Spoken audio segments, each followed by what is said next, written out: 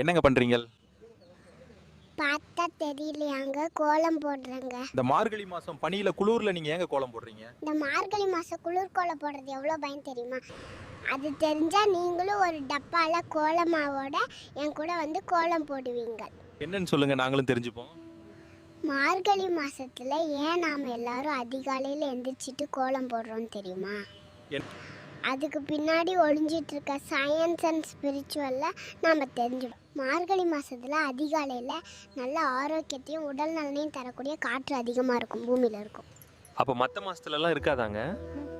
எனக்கு தெரியும், மைக்காரே இந்த மாதிரி ஏதாச்சும் கேட்பீங்கன்னு.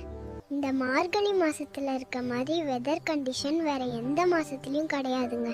இந்த நல்ல காற்றை சுவாசிக்கணுன்றதுக்காக தான் நம் முன்னோர்கள் மார்கழி மாசத்துல அதிகாலை எந்திரிச்சு கோலம் போடுறது, பஜனை பாடுறது, கோயிலுக்கு போறது, சில நடைமுறைகள் வச்சிருந்தாங்க.